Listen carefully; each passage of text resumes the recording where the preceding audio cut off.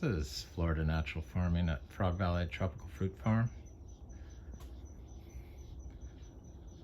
Not really sure what I'm gonna do today. Go around and look at some fruit, talk about fruit, talk a little bit about pollution. Plastic pollution, oh my God. It's pretty scary. First I'm looking at these rare aroids that I collect to plant in the orchard floor. So I'm gonna propagate them in the winter because I found that I've had great success just doing cuttings in ground with philodendrons and monsteras. So there's no reason to think that the amidriums and the others, epiprenums and scindapsus wouldn't be any different. So I don't have any scindapsus, but I would like some, but I don't know, I haven't felt a need to collect any of these. Got up to about, I don't know, 58 philodendrons, rare philodendrons. And like this philodendron Presa Verde and philodendron Mame. Oh, they're gorgeous.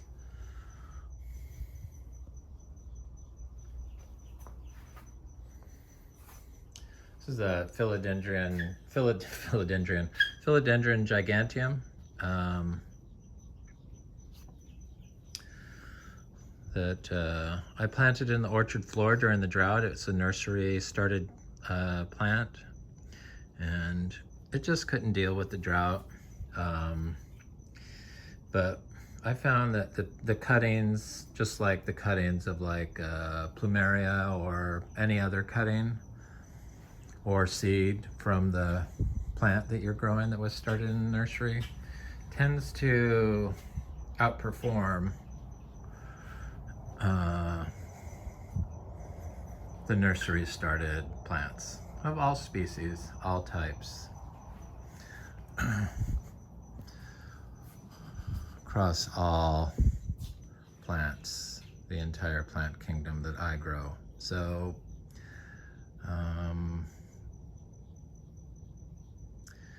it's just kind of, we grow naturally, so we don't use any outside inputs for the most part. We just use our manure and bedding, leftover bedding from our cows, pine shavings and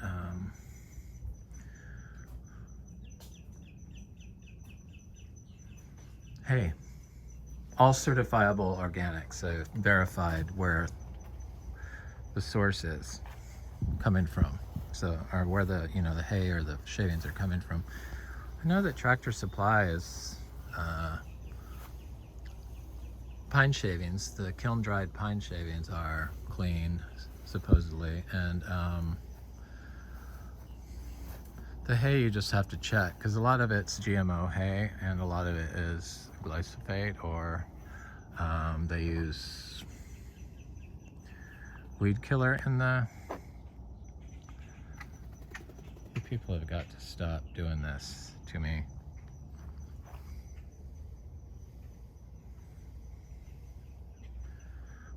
The animal people. Yeah, you got to check the hay. So that's what we use, and you know, the cows pee on it and crap on it, and we use the crap from the donkeys and the cows and make compost. I know that the zebu manure, you can grow plant seeds, tropical fruit tree seeds, and do tropical fruit tree cuttings in pure zebu manure. So it's pretty amazing stuff. I can't really think of any other product that you could do that in. You can't do it in horse manure, donkey manure. Maybe you can, but you'd have to, I don't know. The zebu manure doesn't break down. It's like humus. So you just collect it when it's old in the field and put it in some rainwater barrel and then crumble it up the next day. That's what I do. And make potting soil. But I mostly use our composted daily bedding. So we apply like 50 pounds of that a day, year round. Works out to about 26 pounds of nitrogen per acre per year. And I think it's important to know how much nitrogen you're applying, and whatever they suggest you apply, divide it by 8 probably, and that's probably a good number of nitrogen to be applied in a natural system. So I don't show a lot of our mango fruit and stuff that I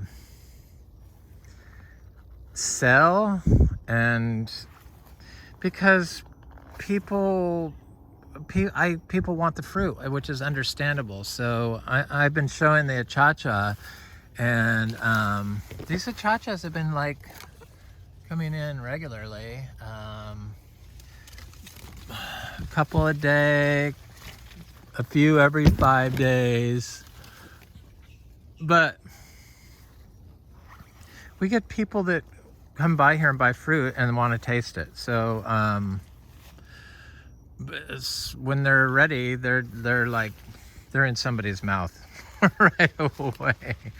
So I had a limited supply of seeds and possibly might have more of the achacha, but they're kind of spoken for, and I have to try to buy some myself because I want to grow a certain amount of them here.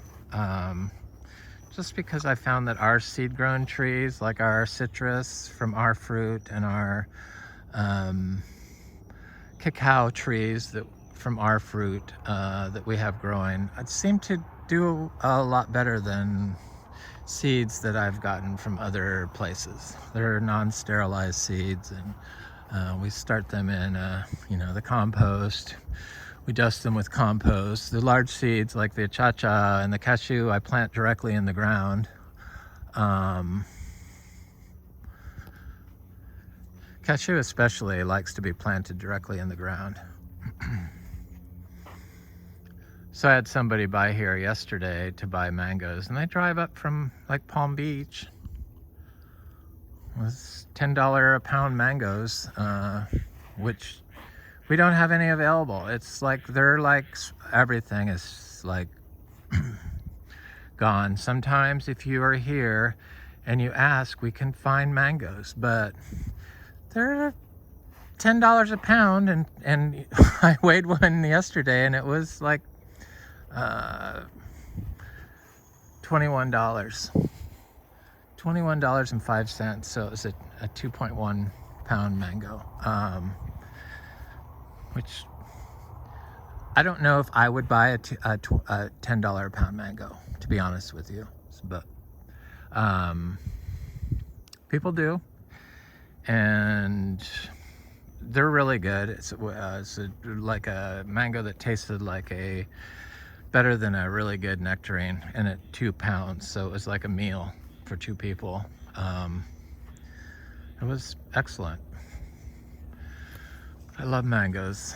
I made myself sick last year, and I'm working on getting there this year. I haven't had to worry about drinking any cashew juice because the birds keep getting the cashews, but I go and collect the seeds, and I've been selling some of those here and there, so that's good. I get about, 5 every other day, which is, I think that's good. Maybe, is it that much? No. 5 every 3 to 4 days, probably 4 days. And it's just, they're amazing trees here in Florida, and I think that everyone should be growing them, and I want to help people get growing them. So it's been good. It's been good. $21 mango. Florida mango. Scary. Scary, scary, scary. So I think this is like a egg fruit tree, and some of our seeds and plants cuttings that I've done and started, the leaves are like coming out like super huge, like big, like bigger than any of the other ones that I've ever seen, and that was one of them. So we have some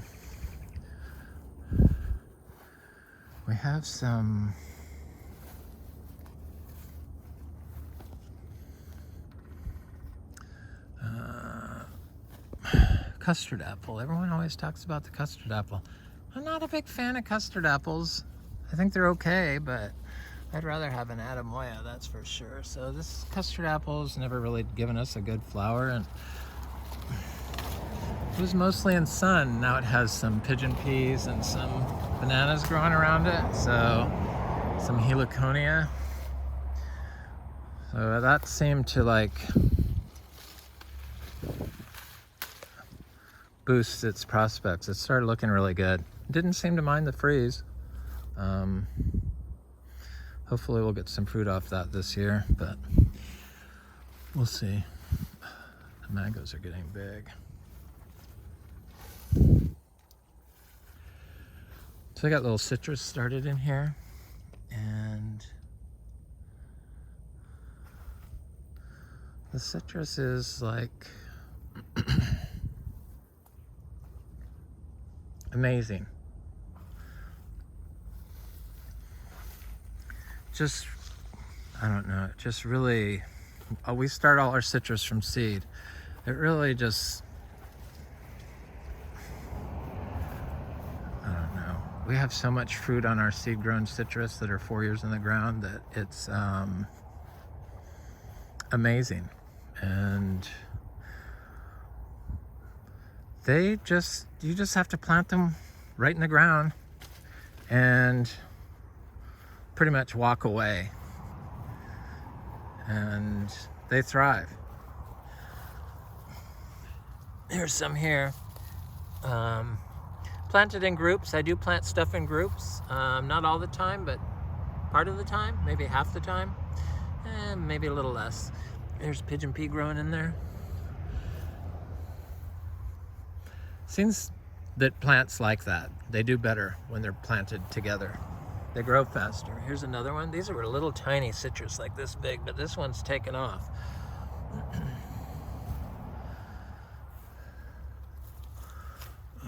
The little queemuck trees, yes.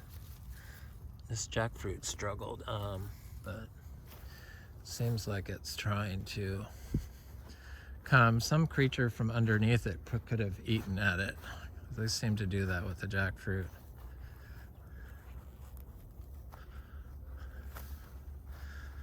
So the cashews, I mean, they just,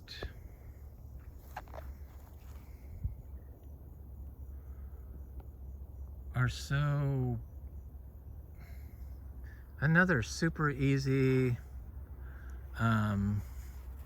crop. Of course, mangoes are easy too, from seed.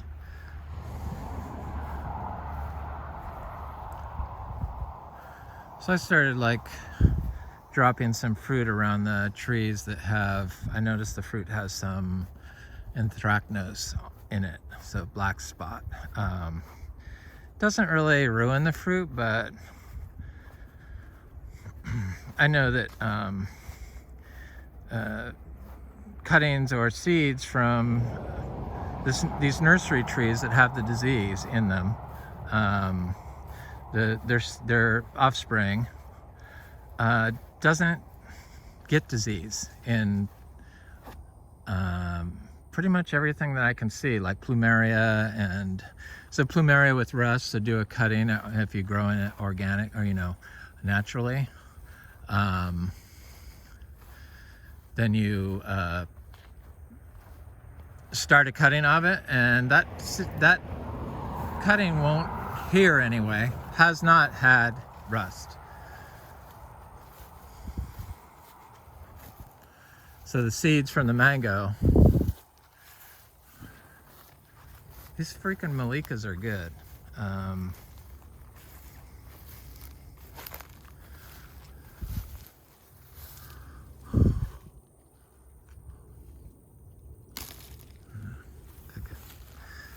Those definitely you pick early.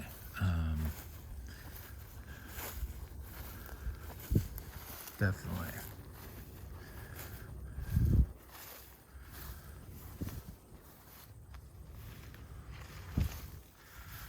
Boy, I don't know. I like, I don't know. I look up stuff on like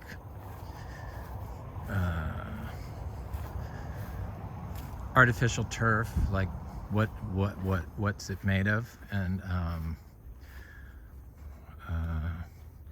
you know, because it's vinyl chloride, or it has parts of vinyl chloride in its application, or how they set it or something. So, but it's all plastic, and they've had, like, I don't know, a big percentage that they've figured out are known carcinogens. And not a big, but like they figured out like 10 to 20% of it. But then they have 80% that is undiscovered, that they haven't even tested.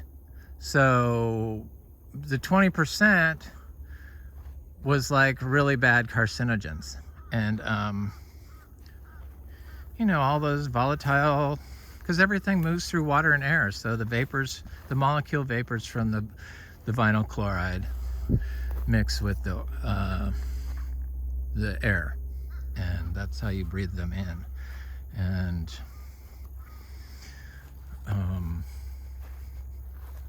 everyone's using this.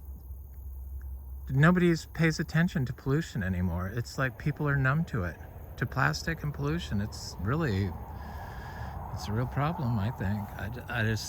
I'm shocked that, I know you can't get away from it. It's in the screens, it's in our pool screen, it's everywhere. But to put it on your ground, like shade cloth, to put it on your ground, you're polluting the soil. Only way to fix it, to grow healthy food as medicine, if you want to grow medicinal quality food, which has to have a clean, unpolluted soil health, the soil web, the web of life, water and air, has to be clean to produce clean food. I don't know. It's very depressing. Look at all these mulberries on this. This is the world's best. I'm fairly certain I ate a bunch of them off here. I don't even think I cut this. I didn't cut it. It just re-fruited.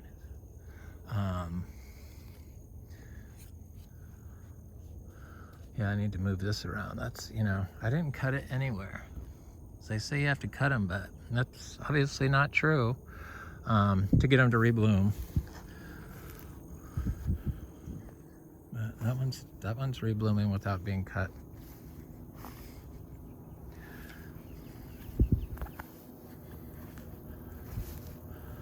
I'm gonna go look at the Guanabana and see if there's any flowers on it. Looks like it's gonna be a big sugar apple year. I'm not going to sell sugar apples though, unless they're like up to my standard, because there are two classes of sugar apples, bad ones, which is the majority that you can buy, and then sugar apples that you'll want to grow the fruit tree.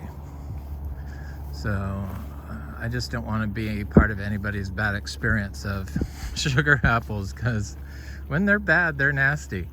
They're not nasty tasting, just they're all seedy. So they need help. Atamoyas don't have very many seeds, so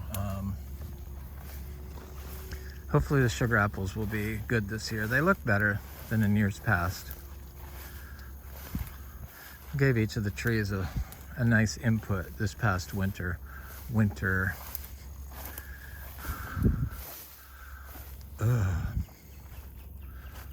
So I've planted lots of different trees in here, but I know there's some Luke's Garcinias.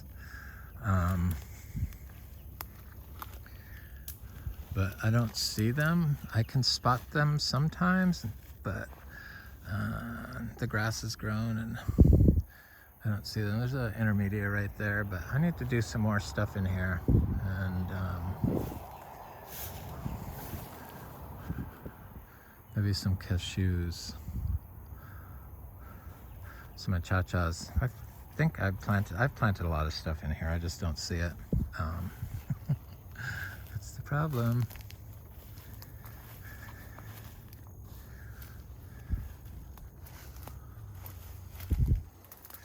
Here's our Guanabana tree.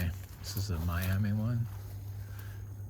And it survived the winter just fine and the droughts, but I don't water it. And it's just,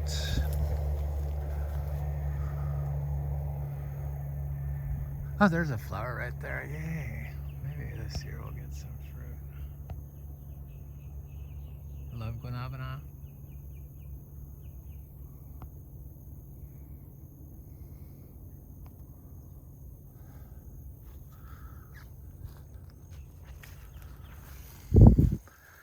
That's good.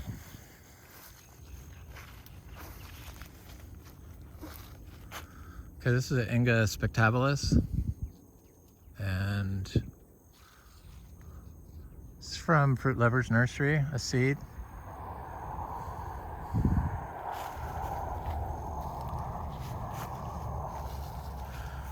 I'm sure they all may have liked some water at times, and you know, a big pile of manure, because I don't think I've ever put manure next to this one. And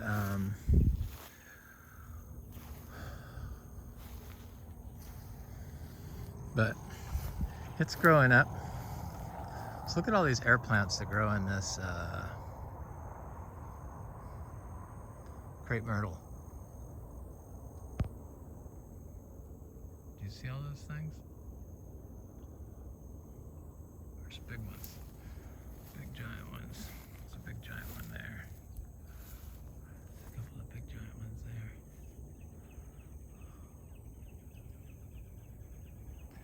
I saw a big giant, real healthy one growing on the pepper trees that are all along our property line. I think the pepper trees probably would be like this. I'm gonna plant aroids on that crepe myrtle for sure. And but I bet the pepper trees would make a great trellis for the aroids, and probably manage them. So they'd weigh the branches down. Snap them for sure.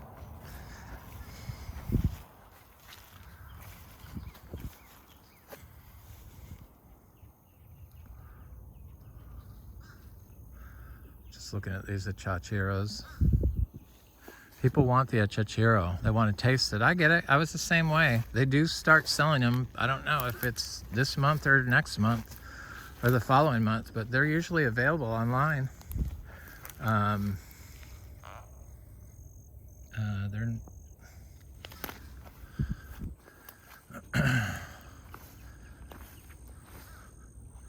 I know somebody that bought a bunch of fruit, got like hundreds of seeds, but none of the seeds germinated.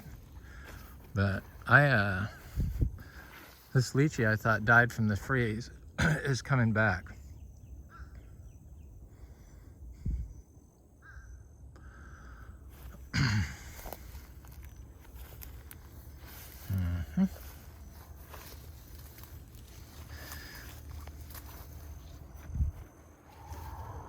Eventually we'll be able to offer a Cha-Cha Unlimited, but we are not there yet.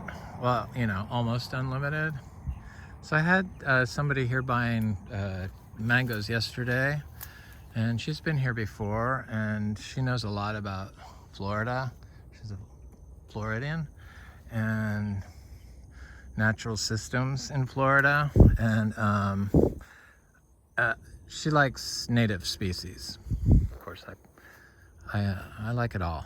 And but she told me that the birds, they get some oil off the citrus, and it helps their beaks.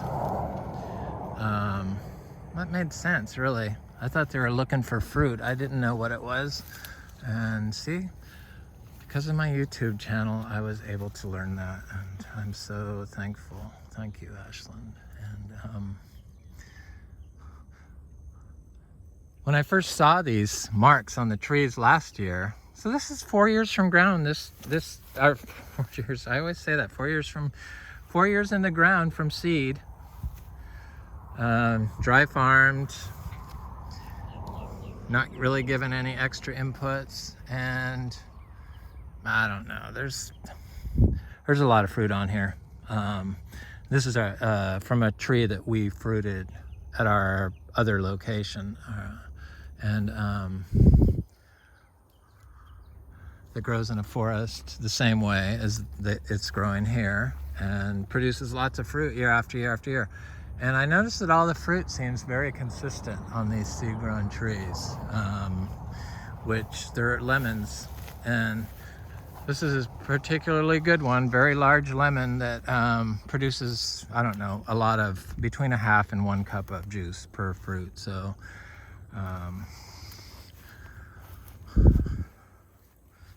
it's like a half a cup per side. So, I don't really remember.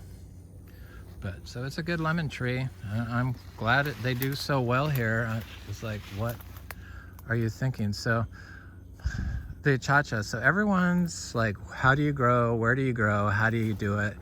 So I bought like 41 nursery trees, and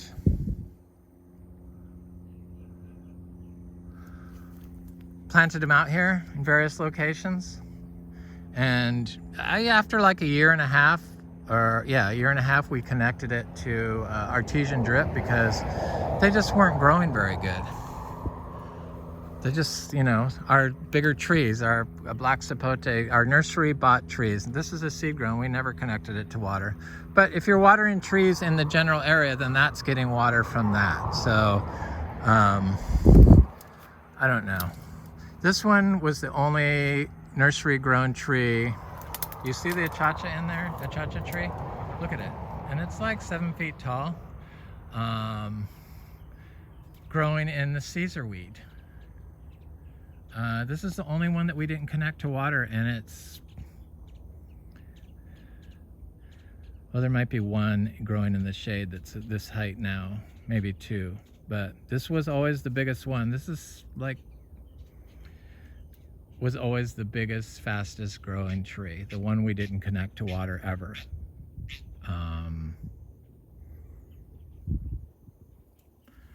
So we did the water thing for about a year and a half, and then I couldn't see a difference, and in fact it ruined some bananas. They were rotting, so I stopped doing it. It's been like a year and a half now, or a year and a few months since I've had water on anything. I think that's about right. Could be longer, who knows, but I think that's what it is. It's another one of these lemon trees. This one did not fruit last year, and this year is the first time it fruited. And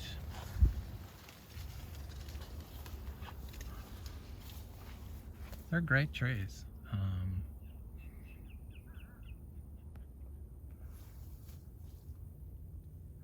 I don't know. It just really makes me wonder what's been going on here with the information being passed around.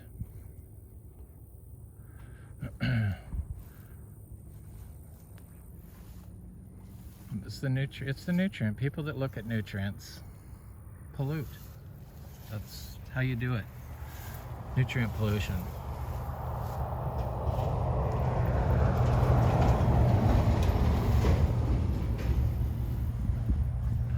all these farm systems that they've developed with monoculture, if they just did half of it like this, it would probably fix what ails everyone's environment. But there's no money in nature, and humans seem to think that they have to do something in order for it to be right, I guess. I don't know. These bananas are looking awesome. Finally getting some more bloom on our bananas since the freeze. Anyway, this is Frog Valley Tropical Fruit Farm, and I hope you have a beautiful day.